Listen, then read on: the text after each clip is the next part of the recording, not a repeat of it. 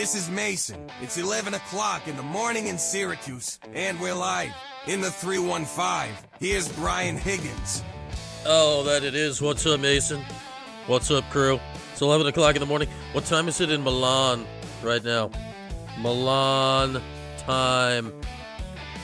It's 5 o'clock in the evening in Milan. And yeah, we're locked in on some curling right now. There's some serious women's curling going on right now. They're in the 10th end. Pardon me if my attention is diverted as the U.S. women looking to seal up a win over the Swiss and advance to the semifinals, the medal rounds, as it were, of the curling tournament at the moment. Yeah, they're just they've been curling for hours here. It's fantastic. It's fantastic. We got that going on. We got you here. We got lots to get into here on this Thursday. We had our TPS report last night. If you missed it, available wherever things are available. YouTube, podcast, it's all over the place. So we got lots going on here today, as we always do, live in the 315. And as we always do, wherever we're at in the 315, we start with our Thompson Road Tavern opening menu. Here's what's on the menu today. The rest of this curling match, we got about 5 stones each left for the U.S. and the Swiss, and perhaps some speed skating will be going on over my left shoulder. Have you seen the quads on them? It's ridiculous. But what is actually on the opening menu for our show today? I suppose a little look back at basketball on Monday. It's more setting the stage. Why is it called curling? Because the stones curl. They curl. Wheeze. They curl. Yeah, no touching. No touching. Curling controversy. Wild. Usually the controversy in curling is if somebody forgets to bring the beer. They've had Olympic curling controversies. So we'll do that. We'll look ahead. Jordan and I talked about this a lot last night on the TPS report about Syracuse and the national exposure that's coming with an ABC game on Saturday and how it may not be as welcome as it once was. We'll get into that. Yeah, Weez. They did something with Jordan Stoltz the other day on the curling broadcast. They compared his quads to Saquon Barkley's. Like, the screen was just full of quads and not the skating jump. Just, it was ridiculous. He's very fast. He's skating in the 1500. Did he already go? Like, this curling match apparently curling had a weather delay, which is weird because it's an indoor sport. They had a weather delay because it was snowing outside and it took them longer to get to the arena. So the curling has gone long and the speed skating's not on the TV yet. But, you know, we're locked and loaded on the curling. I don't know if we've missed Jordan Stoltz going for his 3rd gold in the 1500. We're all up in the Olympics, people. Anyway, Thompson Road Tavern opening menu. We'll get into this stuff on Saturday. What's it like for Syracuse to be in the Big I? We will give you no wrong answers for Saturday, Syracuse and UNC on the basketball side of things. We'll also do a little no wrong answers for Syracuse and Harvard on the lax side of things. It's easy to forget in that I had reasonably forgot. Syracuse and Harvard played not 1 but 2 overtime games last year. Harvard went into the Dome right around now last year and won. Then they were rematched in the first round of the playoffs in the Dome, and Syracuse pulled it out in overtime. So we'll see how that goes coming up this weekend. We'll do no wrong answers for both of that. And on Monday, on this here very program, I told you in our afternoon and our day of hope, it should be on ESPN Plus, Nick Callahan. Let me check on that for you. The Ivy League has a contract with ESPN Plus, so I'd like to think that the game is on ESPN Plus. But the last time I checked, which admittedly was not today, that information was not present anywhere yet. Scrolling. Yes, ESPN Plus. ESPN Plus is the answer to that question. Live from Cambridge, Massachusetts. Nothing denotated yet on the Syracuse roster about the Princeton or Penn games the week after, but in theory, unless they get picked up, I mean, Syracuse-Princeton is going to be potentially a top 3 matchup, like, unless that gets picked up by the U or whatever. Those at minimum should be ESPN Plus, and we'll see what happens. The Cuse-Princeton game Friday night or Friday afternoon. That's a 4 o'clock game next Friday afternoon. They didn't even have the time on that the last time I looked, so that's out now. So we'll keep an eye on those, and it's a nooner next Sunday for Syracuse and Penn. Next. And yeah, what's on the menu for Saturday? It'll be a basketball post-game wheeze, but will we weave in a little lax? You know we will. You absolutely know we will. So we'll hit it all on a Saturday. Well, also, as I promised on this show on Monday, in our morning into afternoon into early evening of hope, which then quickly turned into our mid to late evening of sadness and despair, I said, if Syracuse beats Duke, spoiler, Syracuse did not beat Duke. If Syracuse beats Duke, I said on Monday, the next edition of Who's Next, aka the one we're doing today, would be Who's Next? Adrian Red Autry. Syracuse lost by 37 to Duke.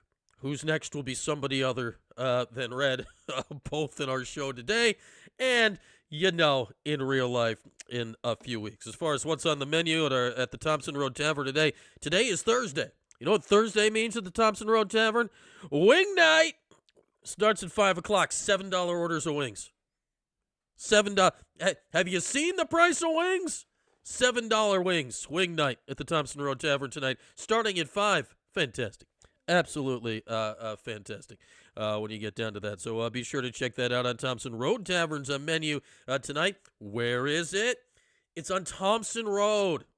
It's right in the name. They're not trying to trick you. So there we are, our Thompson Road Tavern opening menu for you here today. So there we go. You think, Sean, we're overestimating the underdog level? It's a really hard one, Sean. What did I end up predicting? That Syracuse would be 8.5-point dogs to Carolina? This game is freaking... I don't know how many wings are in the order, Weeze. It's a great question. It's $7 for an order. Don't question it. This picture here, they're in the picture of wings. There's a fair amount of wings. I'm not sure how many go in the order on wing night. Here's what's going to happen. You guys are going to go tonight, and then you can tell me how many it is. That's exactly what's going to happen. You guys are going to go tonight, and you're going to tell me. Their normal order of wings is 10 for $14.95. So I don't know if you're getting 10 for 7, but no matter what, it's a fantastic deal. It's a fantastic deal. Yeah, right. And then you can fill up the tank on the way out, Kev. I mean, full service. Full service for you. Absolutely full service for you. The gas is not actually full service. You do need to pump your own. That's beside the point. Anyway, like the spread, I'm going to be very intrigued to see what the spread is because this is a really hard game to handicap. Like Syracuse just went to Duke and got annihilated. North Carolina, without its two best players, at minimum, at least one of them will not be playing on Saturday as Caleb Wilson remains out with a hand. And Henry Visar, the Arizona transfer who just murderized Syracuse on the inside last game, he missed Tuesday night's 24-point loss to Quadir Copeland at NC State. Visar missed that game with a combination of apparently the flu and a lower body situation. The latest update I've been able to find on that is still, the last time that it's been spoken on by Hubert Davis was post-game. Here's the quote from Hubert post-game of Visar. Quote, "His outlook is day-to-day. Every day he's getting better," Davis said. In regards to the lower extremities, the lower extremities are your legs. There are no lower extremities that are not legs. He's getting better. Also, with his flu, he's making huge strides every day, and every day we'll evaluate and see when he's available to practice, then when he's able to practice, see when he's able to play. That is what Hubert said on Tuesday evening. A team spokesman confirmed on Wednesday that the 7-footer is, in fact, being held out of practice. So he didn't practice yesterday. That's interesting. So we'll see if there's any news that comes out today.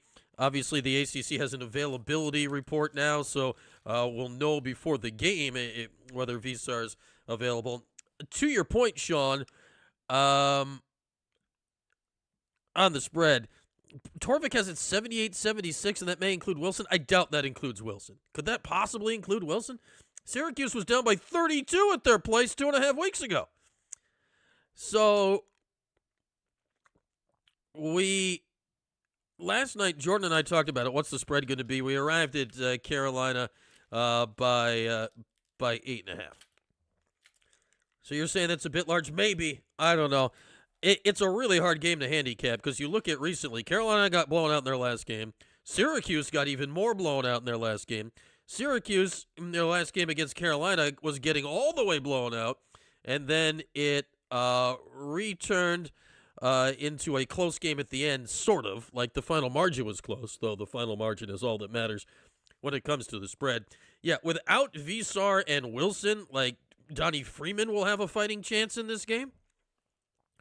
I don't know. Like this is a really, really hard game to toss a spread on, and it could be one that it's very possible when Vegas tosses out the opening line on this game that the sharp money is going to come in and move it a lot, and I don't know which direction they're going to move it in, and it will be injury dependent, and it will be the whole thing. Yeah, I think Hubert, all things considered, the Carolina fan base, not big on Hubert, or at least they haven't been. I think realistically, you talk about coaching, I think Carolina's having a very nice season, Sean. Dealing with all this stuff and, turned the team over to a freshman and beat Duke a few weeks ago when they were down big early.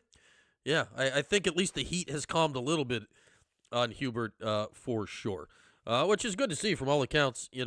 Hubert, like Red, nice fellow. Never heard anyone say a cross word about Hubert Davis. Obviously, besides the crazy Final Four run as whatever they were, an 8 seed a few years ago. They haven't done anything in the tournament yet, and Carolina's history demands more, but we'll see where it goes down there. All right, Weeze has an important question. If I redo my hardwood floors, should I go with the lightest birch oak tone available in a herringbone pattern? Or I feel your question requires an or. Should you go with a light herringbone pattern? It sounds lovely. Or what? Because now you're just asking yes or no. And all right, here's the floor. What's going on up here? What's our color situation up here? We do not know officially, Johnny. He's both hurt and has the flu. He did not practice yesterday. We've not heard anything about it today. There will be an initial availability report, I believe, at some point tomorrow. What happened, I'm just reading this article on Inside Carolina right now. What happened on Tuesday, so the initial availability report on Monday, Visar was ruled questionable for the game Tuesday night against NC State. Then 2 hours prior to tip-off on Tuesday, he was officially ruled out. And ACC rules and policy this year, that is stuff you have to do. We'll see. Yeah, I'd say with Kev, I generally enjoy a darker floor potentially to hide the dirt. But we need some contrast. We need some contrast, Weeze. So is that contrasting to what's up here? Are you in the kitchen? Are there cabinets? What's going on? There's your question. You asked a question in a vacuum, and the rest of the vacuum is very important. Oh no, I've glanced over at the curling score, and the U.S. blew it in the 10th end. They're going to overtime in curling. They've blown it. They were up 3. Oh no, curling disaster. The second I put it on mute, it all goes to hell. Disaster in Milan for the curling. They go to the 10th end.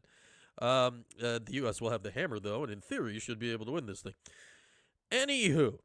Yeah, there is no wrong answers coming later today, Kev. We will be no wrong answering both things, basketball and lax, and very shortly we'll be getting into who's next as the Syracuse basketball head coach. Before that, we may figure out the floor situation in Weeze's household.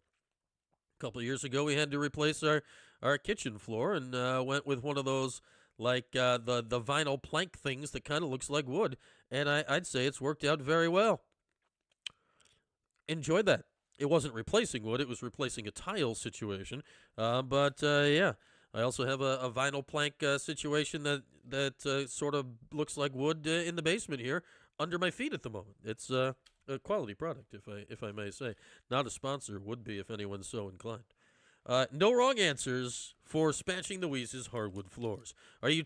Now, here's the other question, Weeze. Is your other word shot, or could you do a refinish situation? Lots of questions. Govendo wants us to go back to UNC. I'm focused on floors right now, Govendo, because they will be playing, watch this, on the hardwood on Saturday inside the Dome. Yeah. Just buy a new house. Buy the floor and just build a whole new house around it. Yeah, why not? Why go cheap when you could go extravagant? So many questions. So yeah, we've got it all figured out. As far as this game Saturday, this is a weird game, right? Like Carolina, especially we know Caleb Wilson's not playing with a broken hand. He's Carolina's best player. Even as a freshman, he's kind of become their leader. Man, he was fantastic in that first game against Syracuse. Every time I've seen Carolina this year, he's special. He's a truly special player. He's a top 5 draft pick. And he seems to, there's a lot of discourse right now about Darren Peterson, right, at Kansas, how he's awesome, but he doesn't ever seem to play the whole game, and it's weird. Caleb Wilson's obviously, he's got a broken hand. He's like, put me in, coach. And your hand is broken. He's like, but you just put me in. He's like, but the hand, you've broken your hand, sir. How about we wait for it to be unbroken, and then we put you back in? And he begrudgingly accepts. I really like Caleb Wilson. So him being out gives Syracuse a fighting chance. If Visar is out on Saturday, that is massive as far as Syracuse actually having a chance to win the basketball game, because Donnie Freeman got straight owned in that first meeting by that combination. He could not deal with the physicality, size, talent of Wilson and Visar. If both are gone, though Carolina does have a habit of having other huge guys on the bench you've never heard of, but if both are gone, Donnie's got a fighting chance in this game. And Jordan and I talked about this last night. I think we're past the point, barring something just unimaginable, of Red being able to save his job here this year. But for the sake of Red and all involved, they've gone to Jordan Stoltz, speed skating. We'll be back to curling in a moment. The U.S.'s best speed skater since probably Eric Heiden is flying. He's flying. Is he warming up? I don't know what he's doing. He doesn't have his hood up. This must be a warm-up. He's getting loose. The quad guy's getting loose. Anyway, back to the curling. Extra end. Next point wins. Anywho, what was I saying? I'm lost in Milan right now. If both guys don't play, Syracuse has a chance. And for the sake of Red, it would just be nice if he can get one at home. I know they beat Cal, they beat SMU. Beating Carolina at home, even if they're compromised, that just gives you a little something nice to remember, right? For the sake of, it's not about the players. For the sake of Red, I would like him to have something nice to remember. Just something nice on the way out. Because realistically, you're coming up on the schedule after this, and I'm back on the lacrosse schedule. I need the basketball schedule. You still have Louisville on the road. Realistically, there's 4 games left here. Carolina, no midweek game next week. At Wake next Saturday. At Louisville, the Tuesday after at 9 o'clock.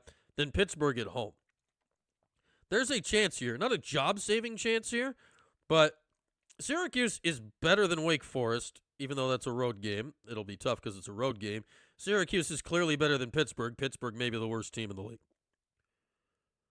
Syracuse is not better than Louisville. That game will probably go poorly. If you beat Carolina here, just for the sake of going out on something resembling a high note, you get a chance to win 3 of your last 4 in the regular season. That would be that'd be nice.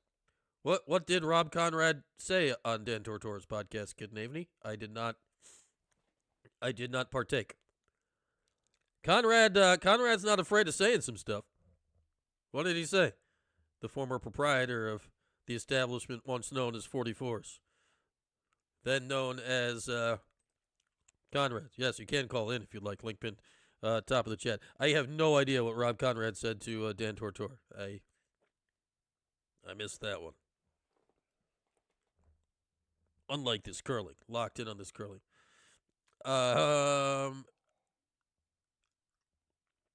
Is that number accurate? Yeah, the post-game shows, Weeze, draw a few more people. You know, we're building this one. The post-game shows draw a few more people than when we're live in the 315. It says it's accurate. Maybe it's lying to me. I don't think YouTube would lie to me. Usually it picks up steam as the show goes along here.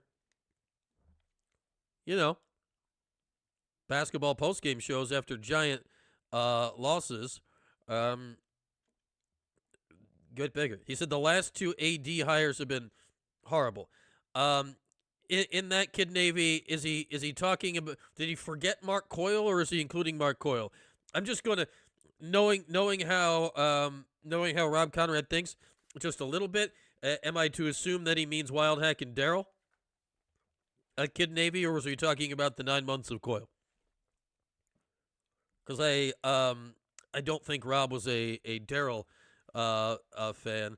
Yeah, the Conrad stuff it's bizarre, fella Ferda. Like he makes, and again, like the 44 thing is big, yes. Was he the last one? Sure. Is he freaking Jim, Ernie, or Floyd? God, no. He's not Jim, Ernie, or Floyd. Still would like to know what happened with the boat and the swimming and the whole thing. I'd love a factual accounting of that one at some point. But, okay, so he's talking about Daryl and Wildhack. Okay, so Daryl gets a lot of crap. Like, obviously, you know, where Rob is pissed off about Daryl, it's about how football was handled with Greg Robinson, right? And how Coach P got fired. So Rob throws that in the lap of Daryl. Do you think Daryl in like his first week of the job was really in charge of Coach P getting fired? Do we think that was on Daryl? Now, whomever did the hire, and obviously Daryl's involved, they completely screwed it up with Gira. To Daryl's credit, right? I don't think Daryl ever gets credit for this. Look at the rest of the athletic department when Daryl was the AD. Women's hoops was bad. Women's hoops got good. Men's soccer was underfunded. Like, they had a good coach and they had a good setup, but they were underfunded. They got properly funded. They hired Ian McIntyre, and they got really good. Field hockey went from irrelevant to really good. Cross country went from irrelevant to really good. They birthed the ice hockey program. What else happened under Daryl? Volleyball still existed. Women's soccer, that seems to be unsavable no matter what they do. They hired an Olympic coach in Phil Wedden, and they remained terrible. Softball actually made 3 consecutive NCAA tournaments with Lee Ross, hired by Daryl, and then Jenna Kyra at pitcher.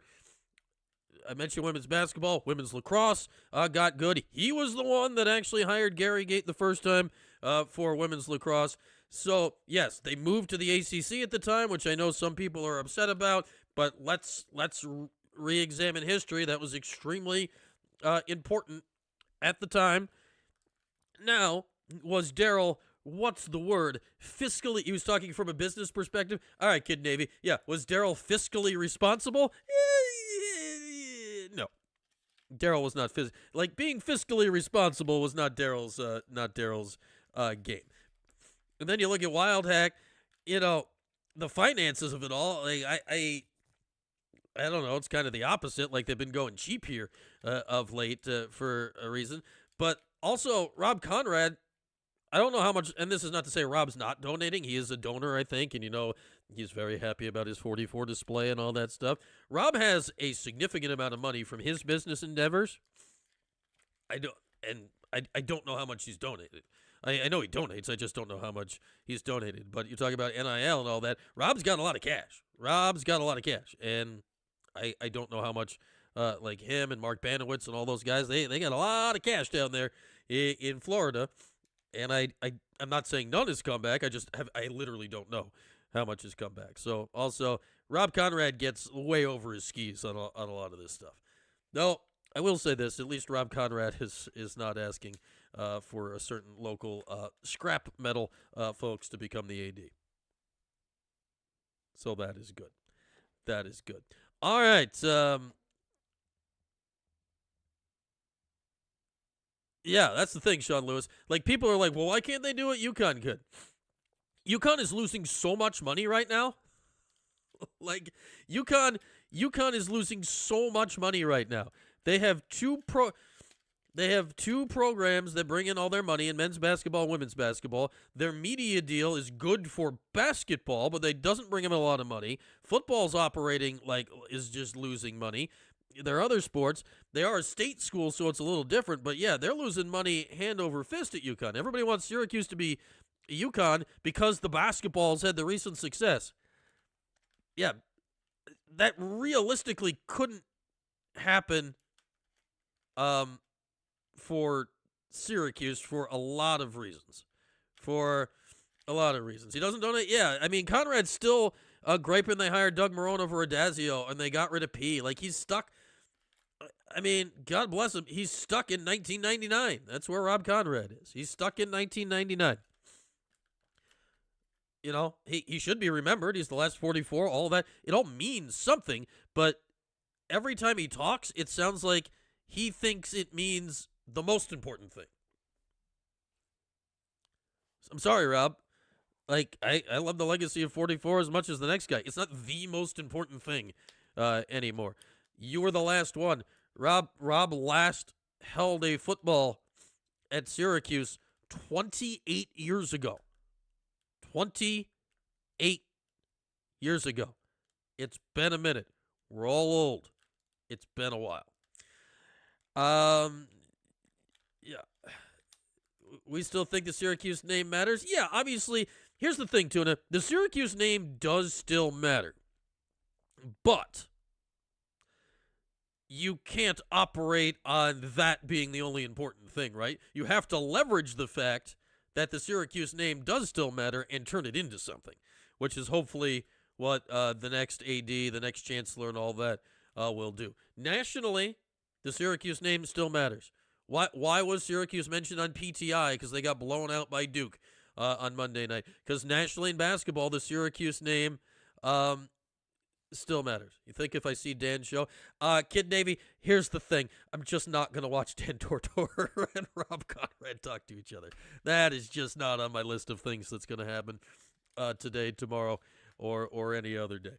But, yeah, I mean, I don't know. It's just like Rob Conrad's not a guy that I'm turning to for advice about the Syracuse athletic department. He's not. Is he important in some way? Sure. But, yeah, I'm not turning to him for advice about the athletic department. Yeah, they are laughing at us. But the thing is, they are still, here's the thing. We're at least still important enough to be a joke, Tuna. It would be bad if Syracuse got blown out by 37 at Duke and they didn't even get to be a joke. And now is you got to save still being a joke and then advancing past that, or else you got a problem if you can't do that.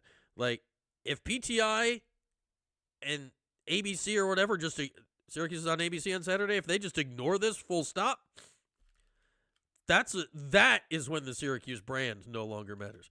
The fact that Syracuse is being made fun of, as dumb as this sounds, is important. Because when Syracuse no longer gets made fun of, that is really, really hard to recover from. Yeah, losing by 7 is actual news because they're Syracuse. If Duke beat Boston College by 37, not news. Nobody would care. Absolutely not news.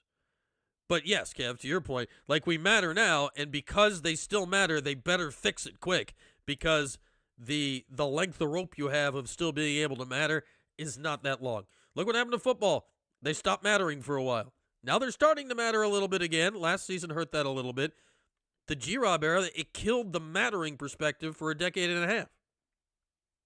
It takes a lot to build it back. It doesn't take as much to recover it. It takes a lot to build back that equity. Yeah, no, that's like the next AD, Kid Navy. Like, that is a very significant question for the next AD, not just in basketball. Like, that's a very significant question for the next AD. Okay, 5-10 years from now, your job is that Syracuse still needs to matter. That's a bigger. How are you going to do that? To that point, that is extremely, extremely significant. And all right, part of being able to matter is being able to win at basketball again for Syracuse. Part at being able to win at basketball is hiring the right next head coach. Today, we need to explore who that might be. Mason here. It's time to continue our search for the next Syracuse basketball head coach. With today's candidate, here's Brian. All right, that owl. Love you, owl. Still glancing at the curling. The United States must draw a shot rock in order to move into the semifinals. Anyway, as we vibe out, I don't know if this is really curling music, but we're getting you ready to find out who the next Orange head coach is going to be. Had Syracuse won on Monday night, they lost by 37. Today we would have been doing Adrian Red Autry as who's next. And I know many, many, many people would prefer Syracuse hire somebody that has no ties at all to Jim Boeheim, the history, and whatever. And I understand the perspective where that's coming from. But for the sake of this program, we're exploring anyone that's got connections at all and all the other interesting options. So we've talked Jerry. We've talked Hop. Hop's not getting the job.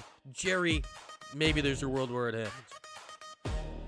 There is only one Syracuse-connected person that I can think of out there that is not really of the Jim Boeheim tree, even though he did play for Jim Boeheim, that could feasibly be considered for this job. There's one guy, Syracuse guy, played for Boeheim, not really of the tree. He's been out and about doing his own thing. And on today's Who's Next, we explore one Jason Hart.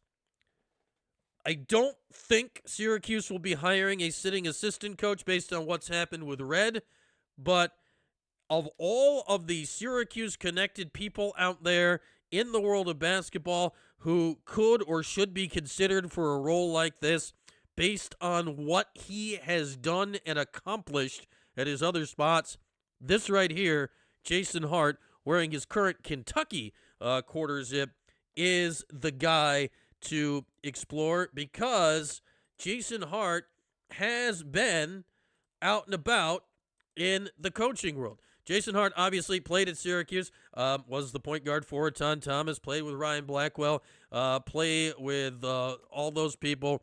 One of the best point guards in Orange history, probably the best defensive point guard in Orange history when you consider the steals and all that stuff.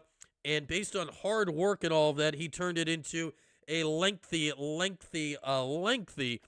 NBA career. Bounced around the league a lot, but Jason Hart was in the NBA for the most part from 2000 through 2010. He put a decade in. He played with the Bucks, the Spurs, the Bobcats when they were still a thing, the Kings, the Clippers, the Jazz, the Clippers again, the Nuggets, the Wolves, and then the Hornets. He played in the Hornets when they were the Hornets in New Orleans. He was in the league for a long time. Got into coaching immediately after retiring, spent a year coaching high school. Then he went to Pepperdine, got into the college game as an assistant. Then he was at USC as an assistant for 8 years. Then he was the head coach of G League Ignite, which I find fascinating here as part of his relevance for a few years, because the G League Ignite team, remember, is the team that, like, these are the guys that skipped college to go to the G League. Like, they didn't win a lot of games there because they were 18-year-olds playing against actual, grown men. But that I feel is an interesting, experience thing.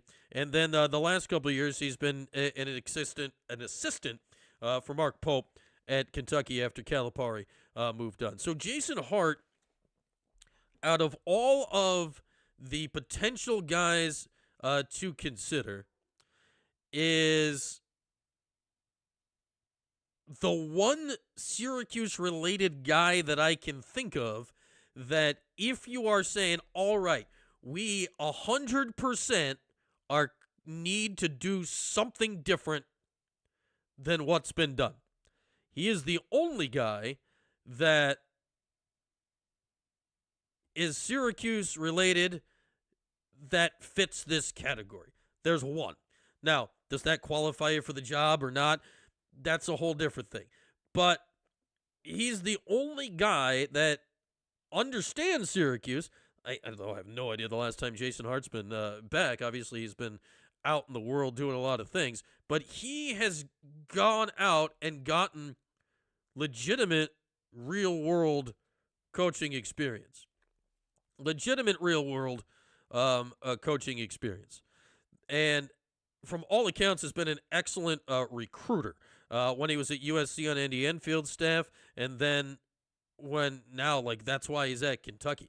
I was kind of hoping that Jason Hart might be in the mix to get on the Syracuse staff when Red got the job, because that's a guy that would kind of make sense to be part of his staff. And obviously he ends up at Kentucky. Kind of shows you how valued he is. So who's next? Jason Hart. Realistically, based on what's happened with Red, are you going to hire a current assistant coach that does not have college head coaching experience? I would say realistically, you're not making that hire, right? But if you were to look at the candidates of rising assistant coaches,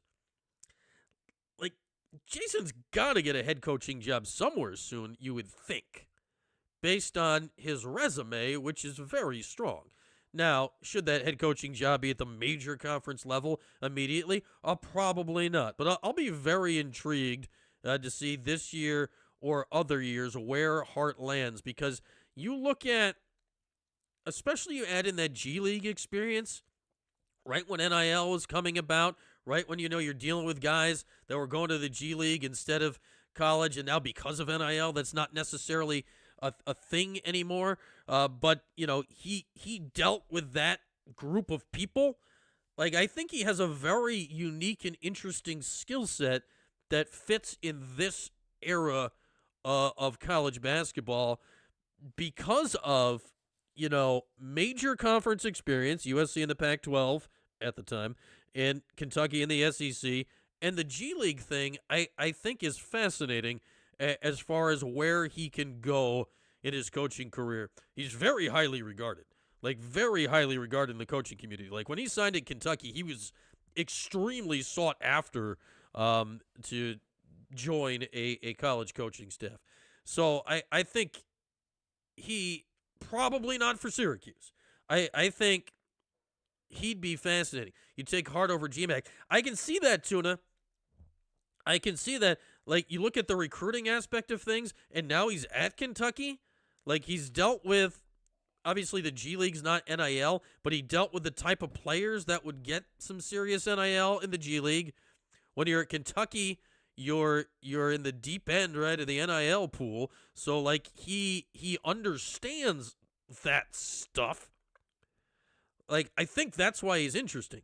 Now, GMAC has the head coaching experience, and I feel because he has not been a college-level head coach, that may disqualify him based on what Syracuse currently needs and where they're currently are based on coming off Red here. But I'm intrigued to see where Jason Hart's career goes from here. I'm really intrigued to see where his career goes from here, because looking at his timeline, it feels about right. He's 47. Is that how old Jason Hart is? He's 47 years old. Will be 48 in April. It feels just like it's about right for him time-wise to get a head gig at some level. And he has connections all over, speaking of that kid Navy. He's coaching in the SEC right now. He was out in the Pac-12. He's from L.A. He played in Syracuse. So he's got West Coast. He's got Southeast. He's got Northeast. He's got NBA. He's got a lot of intriguing things in his background, which make him kind of interesting. Now, would you hire a guy like Hart over, say, to another name that you just mentioned, who we talked about a couple weeks ago here, a guy like Brian Hodgson, who clearly desperately wants the Syracuse job from everything we're hearing. I think all things being equal right now, you probably hire a Hodgson over a Hart. Like, Hodgson already did the SEC assistant thing and has done probably what Hart's next step is taking a lower level head coaching job and now turning it into, at USF, a high mid-major coaching job, or whatever the hell we're calling the American right now, as far as a conference. Having Hart on staff would be great, Tuna. I just don't know. I'd love to know. I wonder what his contract is. He works at a public school. Jason Hart, Kentucky contract. How much money are you making? Jason Hart is making this season $525,000. What is... Let me look at the old Kentucky. Hang on. Let's look at the Kentucky staff list. Like, where does Hart... Okay, so Hart is not their associate head coach. So I'd say, like, if you want a guy like him on staff, which would be reasonable, like, the play you make is you offer him that job, right? Like, you offer him that job in that scenario if you really want him on staff. Now, obviously we can't, like, I don't know what Red was making when he was the associate head coach. Like, I don't know what he was making. Like, is Syracuse paying for a basketball assistant coach, or are you going to outbid Kentucky? Are you going to pay $600,000 to bring in a guy as your associate head coach? I don't know. I don't know if the pocketbooks extend that far for the lead assistant for basketball, which is realistically what you need. Like, I'm looking at Kentucky staff right now. Like, they got 5 guys on their staff that are named assistants because you can have the deeper bench now. They have Mark Fox. He was the former head coach at Georgia, right? This is the same guy, I presume. Yeah, he was the former head coach at Georgia, is an assistant on Mark Pope's staff. Like, they have a deep coaching bench at Kentucky. Like, with Jason Hart, you could hire him as your associate head coach, right, if you were a Hodgson or say it's a Schertz or somebody like that, and do that and pay in some cash and put him in that position, and that technically would be a step up, and that would even bring him closer, right, to being able to get that head coaching job, much like Jerry just did. Yeah, Troy Weaver. Yeah, I think Troy's pretty ensconced in the NBA right now. Though if he wants to come back and find the next Carmelo Anthony, like, I don't know what else Troy Weaver ever did for Syracuse basketball, and frankly, I don't care. He got Carmelo Anthony, and that's good enough for me. Thank you, Troy. Thank you, Troy. He got Carmelo. Don't care what else you did. That's good enough. Like, that's a job well done for you, Troy Weaver. Acquired Carmelo Anthony. Don't care about the rest. That's all we needed. That's all we needed. But Jason Hart, it was a really long time ago when Troy Weaver did that. Like, he acquired Carmelo Anthony 24 years ago. It was a freaking minute. And Troy is this correct? Has Troy worked in college since Syracuse? He went right to the NBA after that, if memory serves. Like, I don't think he's worked in college in the last 20 years at this point.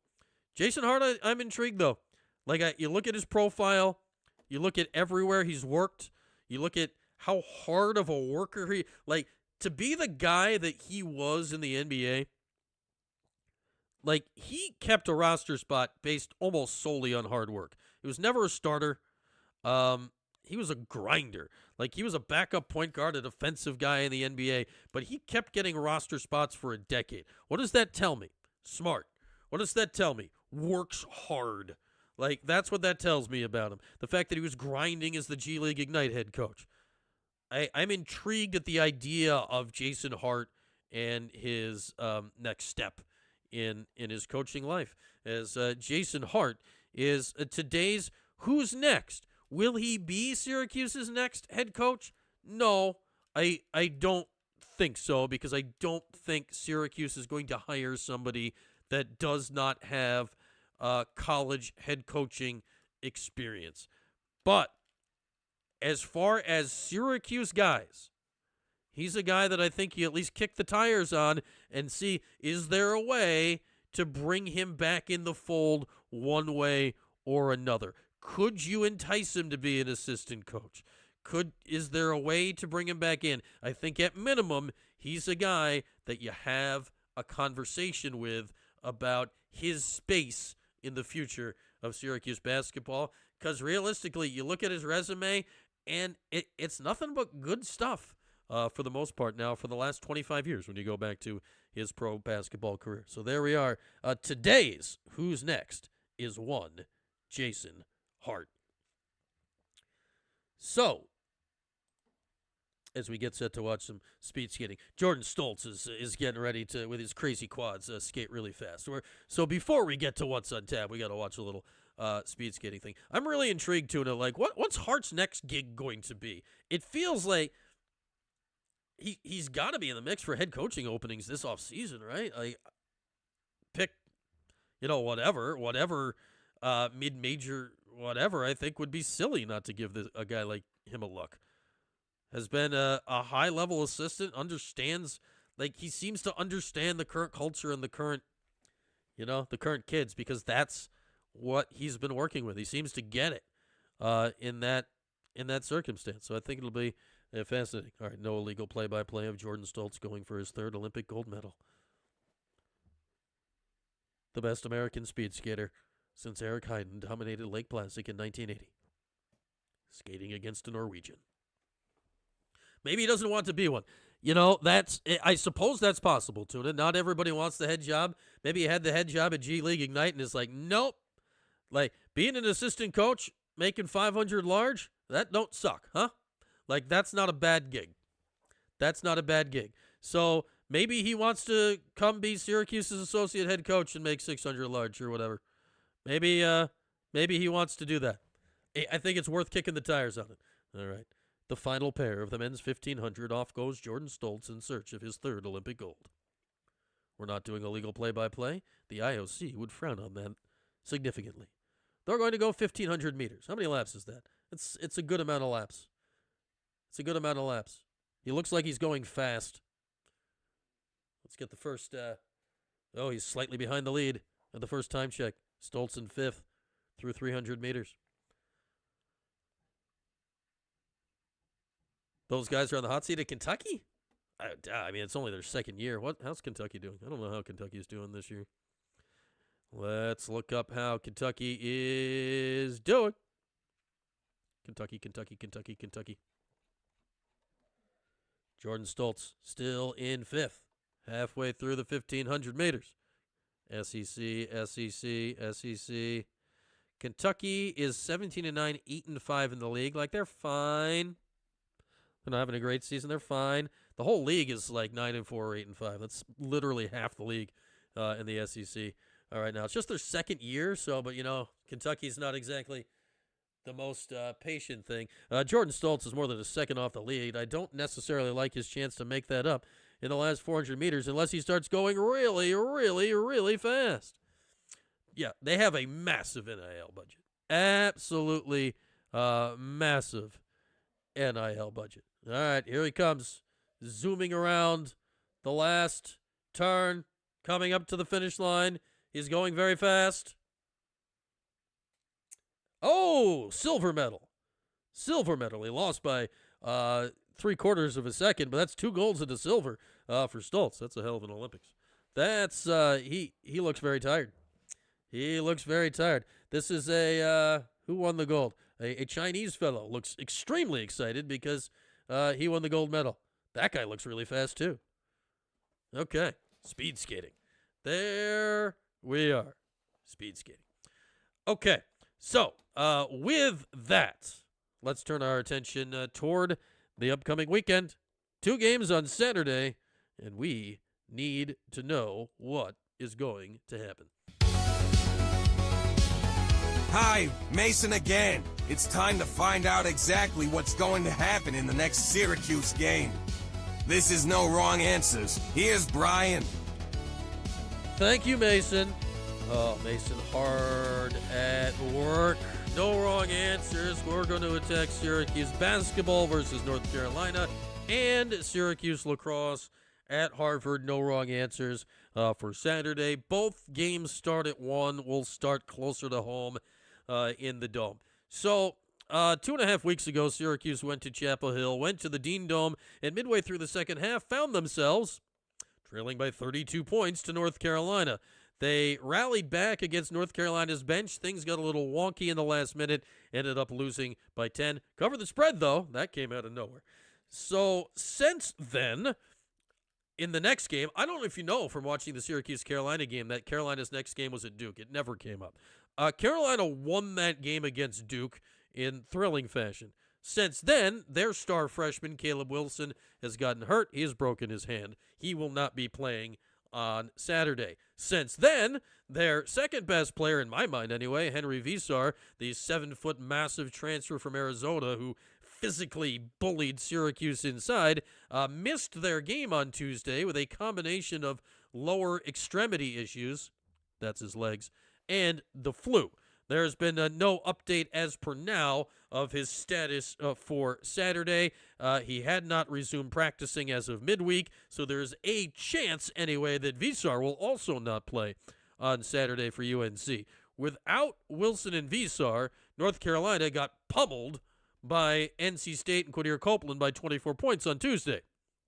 Syracuse, with all of their players, got pummeled by 37 points at Duke on Monday. So neither team is coming into this game on Saturday with a whole lot going for it this week. I don't know what's going to happen in this game for a lot of reasons. I think a lot's going to ride on whether Visar plays or not, because Syracuse could not handle his strength and power and size in the first meeting with North Carolina. It really tied up Donnie Freeman and William Kyle in that game.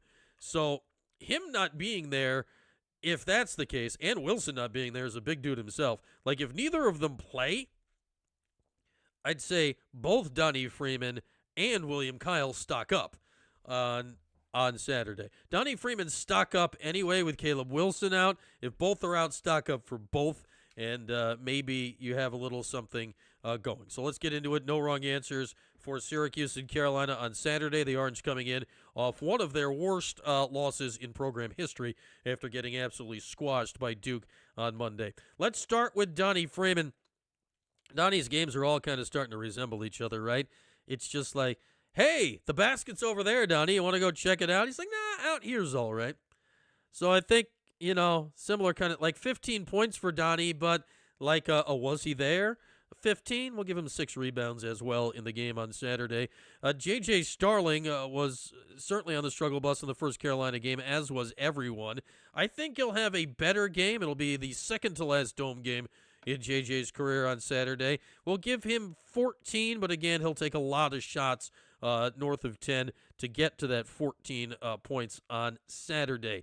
Nate Kings. We like Nate Kings. I think Nate Kings has himself a nice game. We'll give Nate 15 points in the ball game on Saturday. Cayenne Anthony. I don't know. I don't even know with Cayenne anymore. 6 points for Cayenne Anthony in the game. I never know with Nate George. Never, ever know with Nate George. 8 points, 7 assists, 6 turnovers. I just like saying a lot of numbers when it comes to Nate George. On the front line, William Kyle could be a key to this game, and whether he's got a battle with the incredible size and mass of Visar will certainly be a key to this game. It sounds like even if Visar plays, he may be somewhat limited, so that's an increase for Kyle in the game. We'll go 10 points and 8 rebounds for William Kyle against North Carolina on Saturday. Tyler Betsy. Haven't been talking a lot about Tyler Betsy recently.